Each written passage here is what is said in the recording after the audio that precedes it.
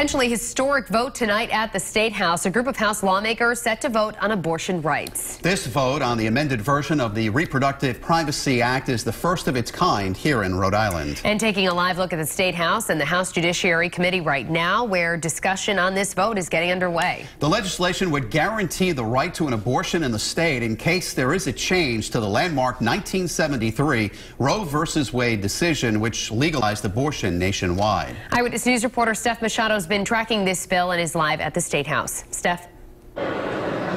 Mike and Shannon, this has really been a common scene at the State House throughout this session. Pro-life and pro-choice advocates rallying here, just filling the halls, filling the rotunda as lawmakers consider passing abortion rights legislation. Now, tonight's vote is really the first of its kind. A pro-life Speaker of the House allowing a vote to move forward in committee on reproductive rights legislation.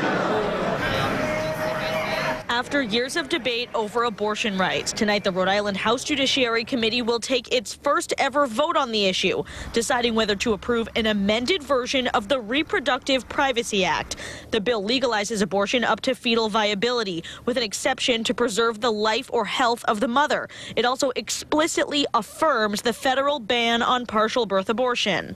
What this bill does is really just codifies Roe v. Wade, which I do support.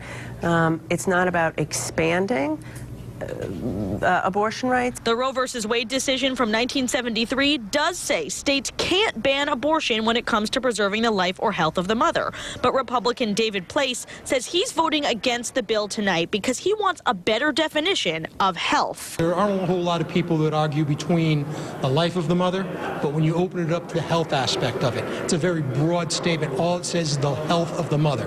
Well, what aspect of the health of the mother? Judiciary Chairman Bob Craven is pro-choice. He says he's still not sure if he has the votes in committee to pass the bill. Tonight, the Senate Judiciary Committee is also taking testimony on abortion rights. The Senate President, Dominic Ruggerio, leans pro-life. Would you be okay with bringing the bill to the floor despite your personal views?